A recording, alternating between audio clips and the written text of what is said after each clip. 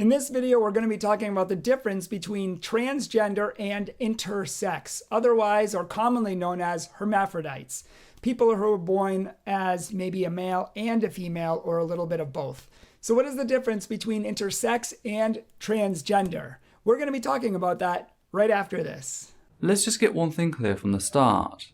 The word hermaphrodite is no longer used in medical, scientific, or polite context since, thanks to people abusing said term and stigmatizing it, it has become a slur.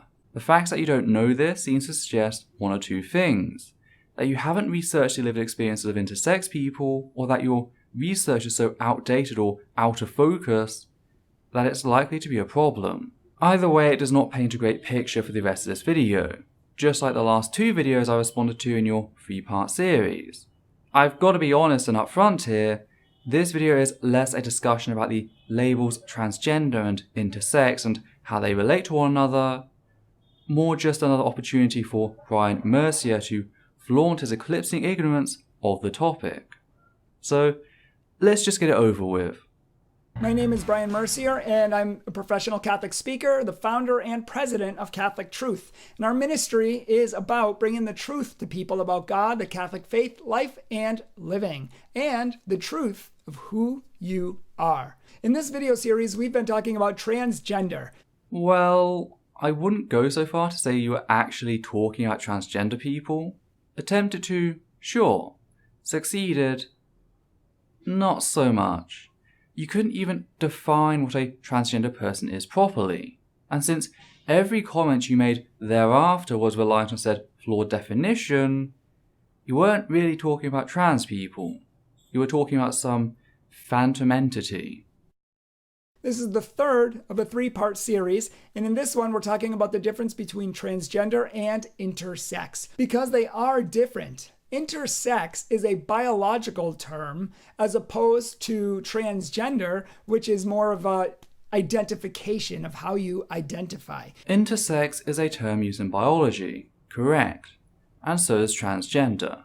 Now, you might argue that no, transgender comes under psychology. Well, once again we return to the fact that the mind is the product of the biological brain. So, in the same way that biology stems from chemistry, psychology stems from biology. Now, both are adjectives which identify a specific trait about a person. Intersex identifies the person as falling within a certain arbitrary range in at least one of their sexual characteristics, whilst transgender identifies a person as not identifying with their birth-assigned gender. So again, I suggest trying to understand the topic you've chosen to talk about a little more before creating a video on the matter. So in intersex, otherwise known as hermaphrodites, these type of people are born with perhaps more than one part. So you may be born with a male part and a female part, or your male part might be really, really small, like almost microscopic. It's called a micropenis. You think a micropenis is called such because it's microscopic?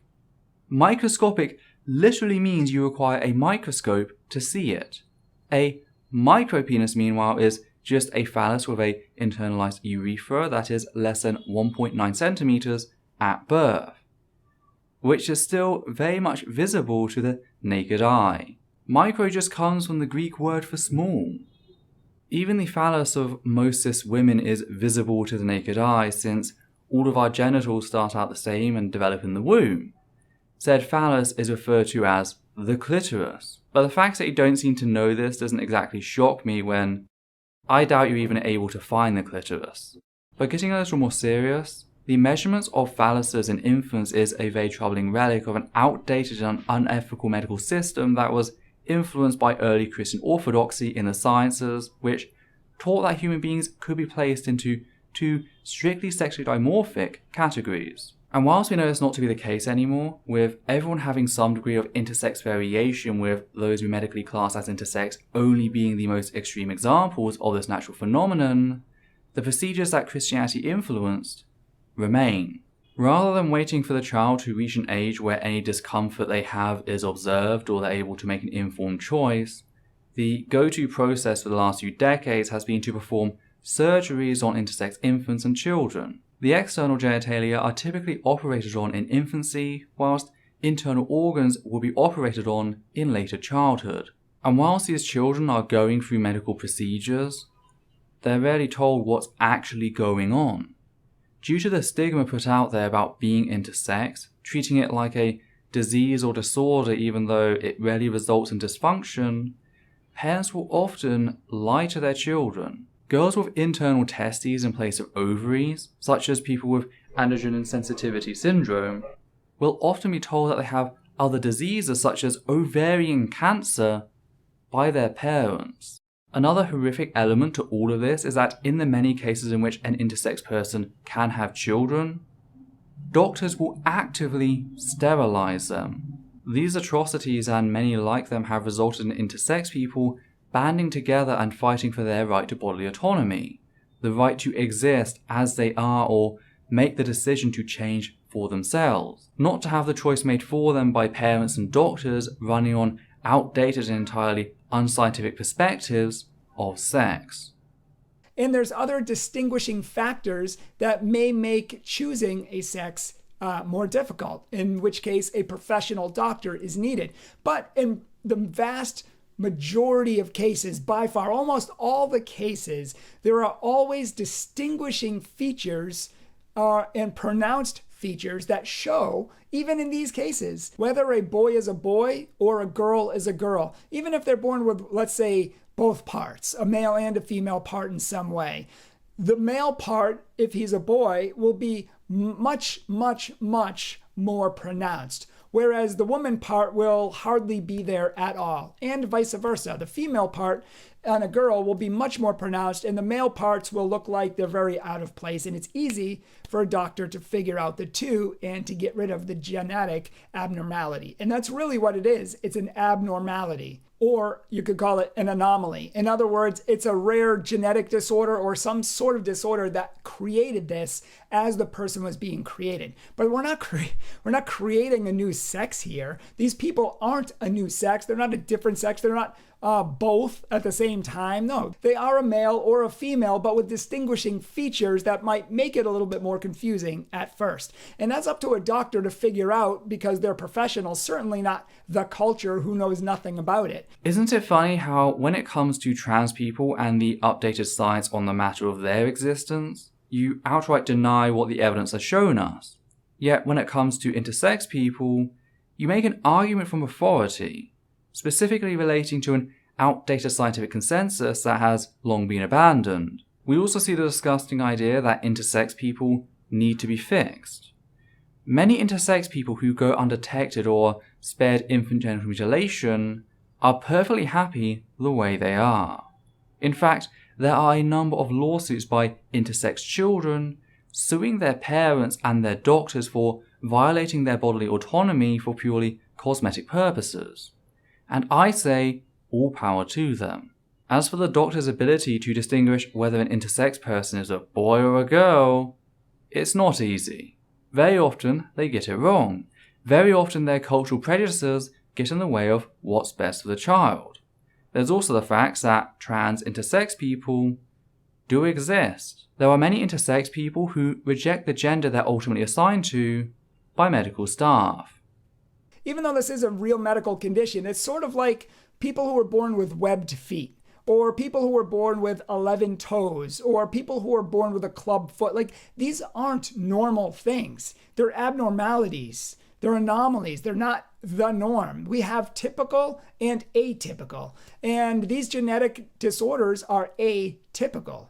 Now, we don't say that a person who has 11 fingers is a different species just because it has an extra finger, or someone who is born with webbed feet is a different species or even a different gender or even a different animal just because they have an abnormality in their body. I mean, we all have abnormalities of some sort. Some are just more extreme. But that doesn't make us a different person. It doesn't make us a different sex, and it doesn't make us a different gender or anything like that. So we treat people the same way that we treat people with a club foot, with webbed feet, someone who's born without hands or feet. There are some disorders where people could be born without hands or feet. We treat intersex in the same way. It's an abnormality. It's not the norm. It's the exception to the rule, but it doesn't make a different gender. Except, as already noted, It is the norm, at least in the scientific sense. It's just the norm to an extreme degree. In the early stages of the womb, we all share the same rough body plan, and certain features develop in different ways depending on a number of factors. And every single human on this planet has some degree of sexual variance. Even the most manly cis man will produce some estrogen. Even the most womanly cis woman will produce some testosterone. Hormones which are presented as strictly dimorphic. Testosterone is a man hormone whilst estrogen is the woman's hormone.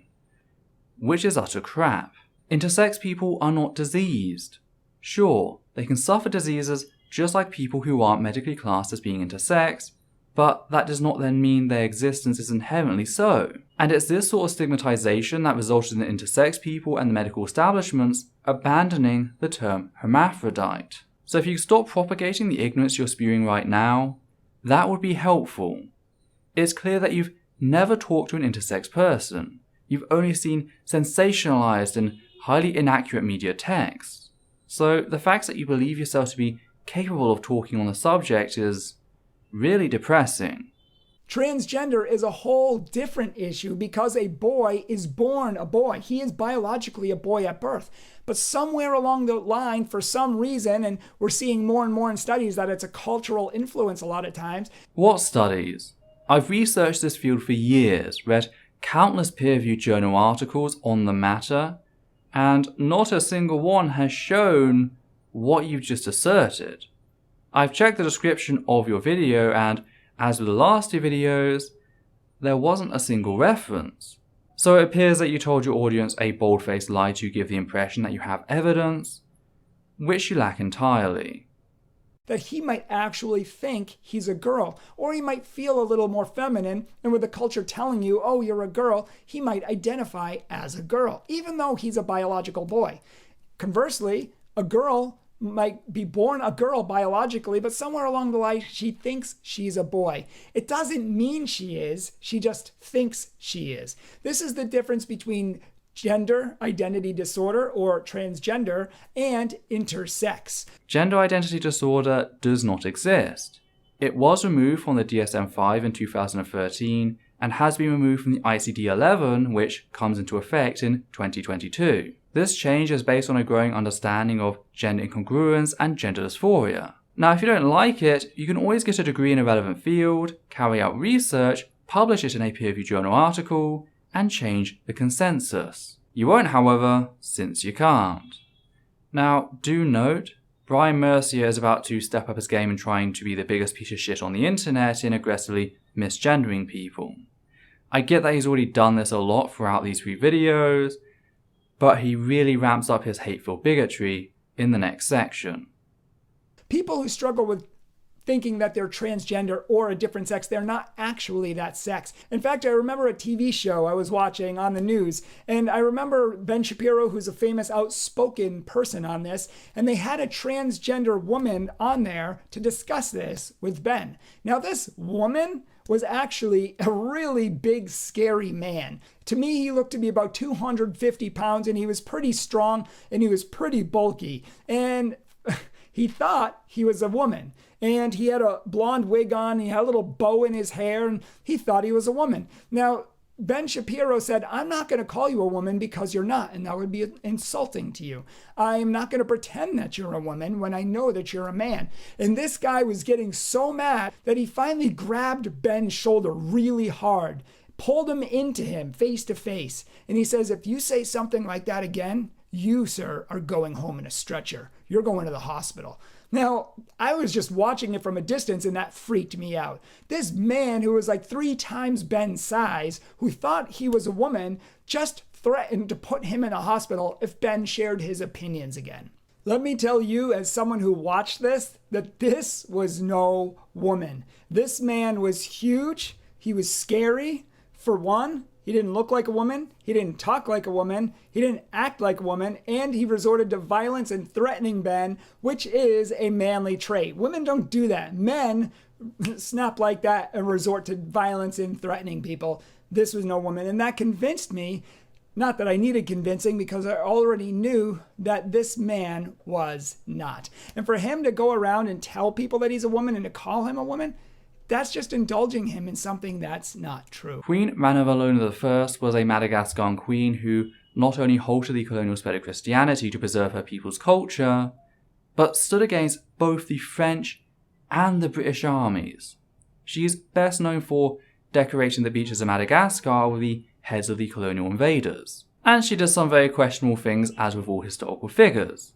Yet, when it comes to that aspect of her rule, one can't really but help to look up to her for inspiration. Your idea of what constitutes a woman is entirely misogynistic. A woman defending herself does not make her any less of a woman, even if she resorts to threats of physical violence to do so. Because that's what happened in the instance you're mentioning. Ben Shapiro continued to harass, to painfully misgender a woman on a show and was subsequently put in his place. Harassment is not just an opinion. Harassment is an action carried out with the specific intent to demean or humiliate an individual, to harm them in some form. She had every right to respond the way she did. You don't get to bully trans people in day-to-day life on the grounds of your religious beliefs. Unlike your God, trans people actually exist and are therefore deserving of a basic level of respect. And if you refuse to show that basic respect, setting out to harm us, we will respond. We will defend ourselves and our dignity. And if you can't handle that, then the best thing for you to do would be to shut your ignorant trap. Think about Caitlyn Jenner, really Bruce Jenner. Bruce Jenner thought he was a woman, even though he struggled with it and he's thought about changing back to Bruce. But I think he's going to stick with Caitlyn. But his kids, they still call him dad because he is a male and because he is a man. They said they're not going to change just because he wanted to. But that shows that just because someone thinks they're a woman, it doesn't mean they actually are. Actually, her children's opinion has no relevance to whether she's a woman or not, let alone if trans people exist. People can be wrong. Caitlyn's children are demonstrably so in this instance. All you've shown us is that society has a long way to go, which we already knew.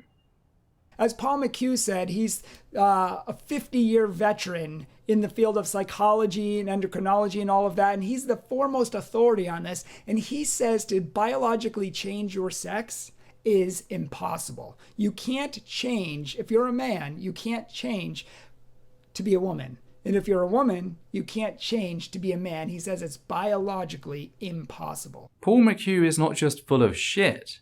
He knows he's full of shit.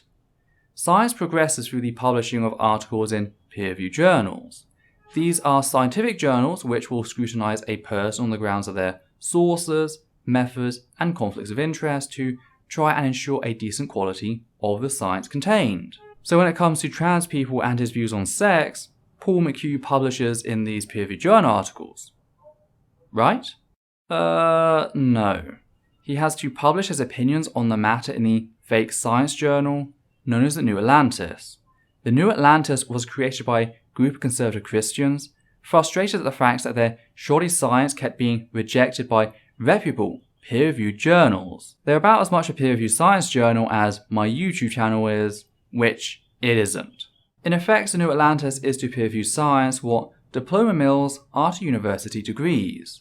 The only reason a person would seek to publish in the New Atlantis is because they know for a fact that credible peer-reviewed journals, many of them being internationally recognized with massive readerships, would reject their article for gross incompetence. This tells us just how much Paul McHugh believes in what Paul McHugh is saying. And it's even more wrong when it gets down to children. And you start telling children who are actually boys that they're a girl, or a girl that they're actually boy, and vice versa. It's very confusing. It's damaging for kids. And many people are rightly saying it's child abuse to put kids on hormone therapies at an early age when they don't even know who they are. I mean, they believe there are monsters under their bed. They believe in the Tooth Fairy and Santa Claus and the Easter Bunny. A lot of them think they can fly, and if their mom doesn't catch them from jumping out of a tree, they're going to be seriously injured. Like, kids don't know. They don't know until they grow up. We don't even know things, a lot of things until we grow up. But to say that kids can choose their own gender, to say that kids actually know what they're talking about when they think they're this or that, when their hormones are playing with them all the time. I mean, it's very rare, very extremely rare that a boy will think he's a girl and that a girl will think he's a boy. But even among those rare cases, super rare, just hardly anyone, even among those, 80% of those will grow out of it by puberty because it's a hormonal thing. There are many girls who wanted to transition and then didn't, but they're glad they didn't because later on they realized that they weren't really the other sex. They were just having a confusion in their mind for a while. So the majority of those confused people grow out of it and they end up not being confused anymore, which just shows that it's not, again, a transgender thing. First of all, trans children are not medically transitioned. The claim otherwise is a flat-out fabrication parroted by people who don't actually understand what takes place. At most, an adolescent will be given puberty blockers as they enter TANF stage 2. This typically begins around the age of 12. Said puberty blockers have no noticeable side effects. I would say that they're 100% fully reversible, but the truth is they don't really do anything to reverse. They just stop something from happening. If you remove said blockers, puberty will resume without adverse effect. So all the blockers do is buy an adolescent time to continue to see specialists and reach a decision on what's best for them as they go through their teenage years. Hormone replacement therapy doesn't typically start until a person has reached 15 to 16 years of age, and even then, it's done because a doctor has reached the conclusion that said hormone therapy is a medical necessity for the well-being of the teenager. At that point, the blockers will be removed, allowing HRT to take full effect. The only thing a child goes through is social transitioning. That is, being supported in exploring their gender by having people respect their name and pronouns. As evidenced in my previous video, this has massive benefits for the child in ensuring that they don't develop high rates of anxiety and depression seen in trans people who lack such support. That's why it's considered the only ethical course of action. Now, there is the possibility that a potentially trans child may start going through puberty at a much earlier age, sometimes as early as 8 years of age, in which case, yes, they'll receive puberty blockers. And you might claim that that is far too young to be giving any child such medications. Except here's the thing. Early onset puberty, known medically as precocious puberty, carries with it various medical risks, not to mention can result in a great deal of mental anguish for the child. So, chemists developed medications to help overcome these issues. Those medications are puberty blockers. Puberty blockers, as with most medications and procedures used by trans people, weren't developed with us in mind. They were developed for cis people and have been adopted by us to some function. So the only instance in which a potentially trans child will be given puberty blockers is when that child will be given puberty blockers for precocious puberty. Now, there are a group of people, a group of infants in fact, who are surgically operated on months after their birth in a fashion like that you are pretending trans children are. In fact, you talked about them near the start of your video. And it's easy for a doctor to figure out the two and to get rid of the genetic abnormality. Your hypocrisy in, on one hand, taking issue with adolescents being given puberty blockers with no adverse or long-lasting effects to give them the time to make an informed decision when they come of age, whilst praising doctors who mutilate intersex infants to try and force them to conform to your arbitrary notions of sex, is not lost on me. As for this idea that young people who think they're trans desist, that doesn't hold up. The research you are discussing didn't ask children if they felt they were the gender different to that they were assigned at birth. Anyone referred to a gender identity clinic was included. Now, most of these children were referred due to concerns by parents, teachers, and school counsellors. They saw behaviour outside of what is stereotypically associated with a child's assigned gender and conflated that with being transgender. These children were referred by people misinformed as to what being transgender actually is by materials like those put out by you. But upon further specialist review and advice, they sought no further support.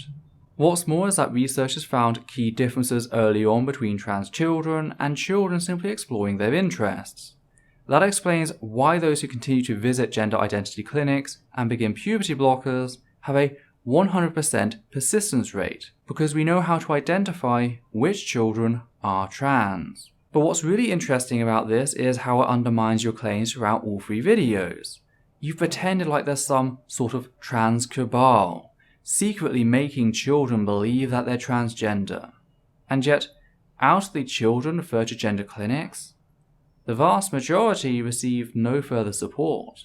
If there really was some trans agenda, we'd expect to see near enough 100% of children referred to gender identity clinics to receive further support and go on to both puberty blockers and later hormone replacement therapy. But we don't, since there is no secret society.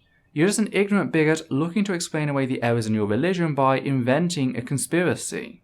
But again, if you're an adult and you want to do this and you want to be a woman or a man or a lizard or a cat, I can't stop you. Do whatever you want. It's a free country and God gave you free will. I don't think it's right. I may disagree with it, but you can do what you want. Just don't force your opinions on me. Just don't tell me what I need to do in your life when, in fact, it's not true in the first place. And in fact, to be fair, most transgender people, they don't want the attention. They don't want people inventing 600 pronouns or even trying to use other pronouns other than he and she. Many transgender people have written letters and have come out and said, we don't want this. We just want to live our own quiet life. It's more of the fundamentalist activists, especially the gay activists, who are forcing people around this country to make this happen. They're creating this whole movement and uprooting all of Western civilization for 0.3 of 1% of people.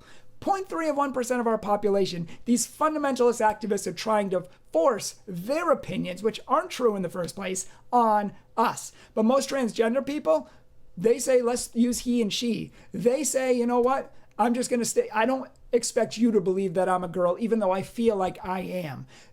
I'm not going to expect you that, and I'm not going to force that on you. And even people who don't want to make a cake for me, that's fine. I'll just go to another place. We shouldn't force them by law to make a cake either. A lot of these transgender people are very reasonable, and they've actually, many of these people who have come out or think they're transgender, they're very reasonable, and they're very nice, unlike the fundamentalist activists, the gay activists, who are forcing it down people's throat with a plunger. That's not the way it works. To tell me that 1 + 1 is 3, to change the laws, to force it down my throat, yeah, that's not going to happen. God loves these people. I love these people. I respect these people, and I'll always treat them nicely, but I'm not going to call a man who's a woman, I'm not going to call him a woman, and I'm not going to call her a man. That's just the bottom line. I hope this has helped to answer some of your questions on transgender and intersex and some of the questions you may have had there. If you have any more, feel free to put them down below if you have any thoughts. The only one forcing anything down anyone's throats are the Christians who force their unscientific notions of sex and gender on the rest of the world.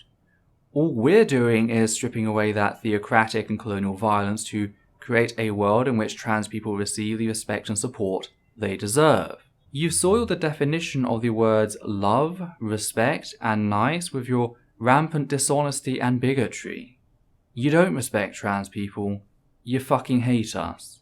The only reason you lie about that and pretend you don't is because you know there's a limit to how far you can take your anti-trans bigotry before being held accountable for your hate. You can't respect someone whilst aggressively misgendering them, deliberately causing them harm. That's just not possible, and it takes a truly repugnant goblin of a person to pretend otherwise. As for putting any questions down below, you've clearly demonstrated yourself to be unwilling or incapable of having an honest conversation on the topic. There's not a single major point that you've made throughout these 3 videos which has not been wrong in some way or another. You can't even define what a transgender person is, yet you arrogantly believe yourself to have some sort of capacity to lecture others on the matter. Your videos are a farce and nothing else. My advice for you would be to find a better job in which you can retain some sort of dignity, since you certainly don't do that here. As always, please check out our other videos. You can also support Essence of Thought via Patreon, and in doing so, help us become ad-free. We'd just like to say a big thank you to everyone who's already given to the channel, giving a special thanks to the following people: Hannah Banghart, Matthew Kovac, McGay, Amit Devojny, Eric Ann James, Steve Corbin, Caitlin Smart, Wellington Marcus, Atlas5, and Sash Daniels. And for myself and Adita, take care now.